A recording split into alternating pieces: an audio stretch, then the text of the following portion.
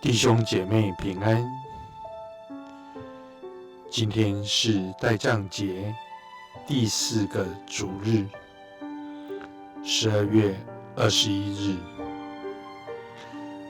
主题是相信而顺服。预备聆听。如果使用待降节花环，请点燃粉红色和紫色的蜡烛。愿恩惠平安从我们的父上帝和主耶稣基督临到你们。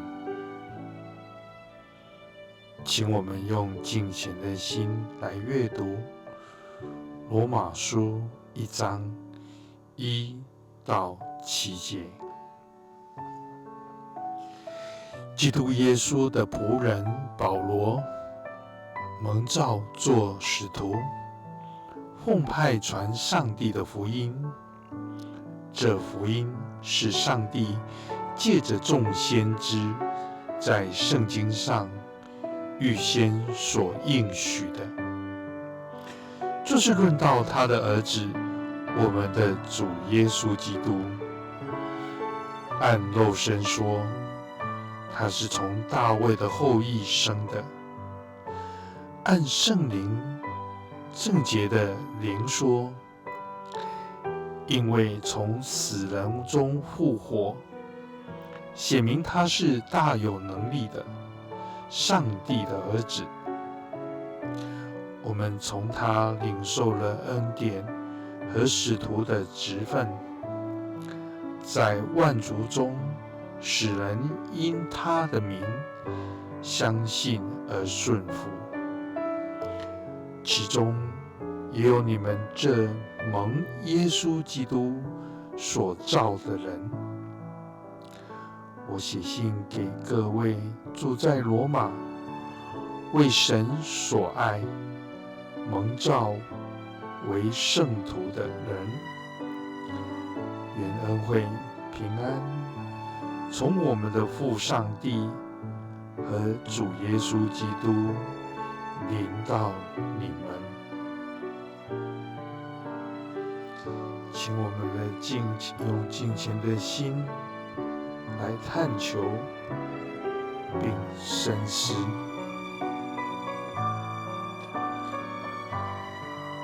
保罗懂得如何用寥寥数节经文阐述精辟的神学思想。罗马书这几节中有什么吸引到你的注意？被一个词深深打动，相信而顺服。这是在罗马书结尾16章26节被重复的一个意义深远的词。它提醒我们，基督教信仰不只是一套信条体系，更是一种生活方式。我们相信什么信条比我们如何活出较不重要。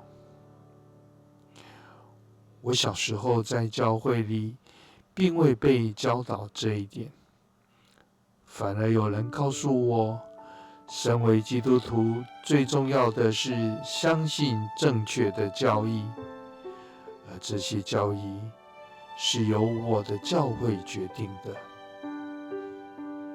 最终相信正确教义变成负担和压力，尤其因为它还附上冗长的该做和不该做的事项清单。当我明白在上帝眼中最重要的，与其说是正确地相信，不如说是正确地活出相信而顺服时，我如释重负。这正是耶稣在我们信徒身上所期待的。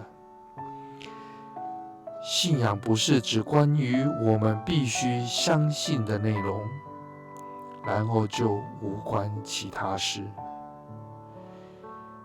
信仰也是，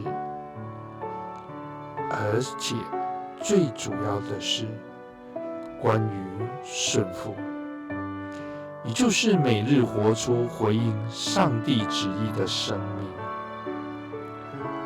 我们的信仰内容或许不是100%正确，但这没关系。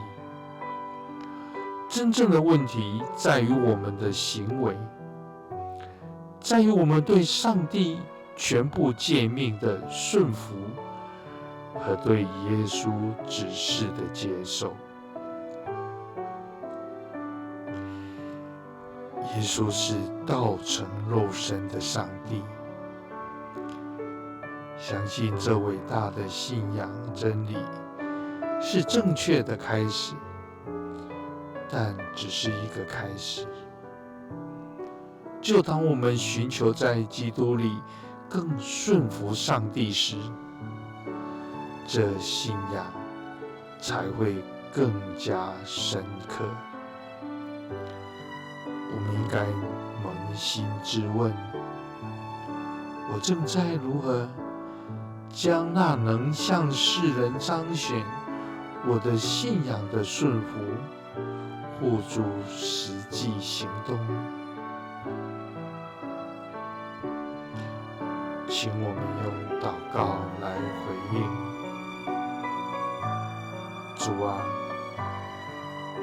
我常常在信心上失败，因为只专注在相信正确教义。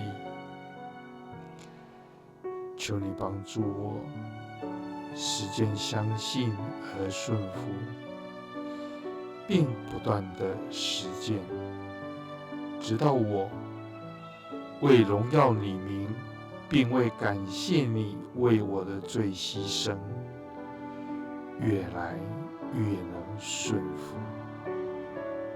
阿们。活出顺服，实践相信而顺服。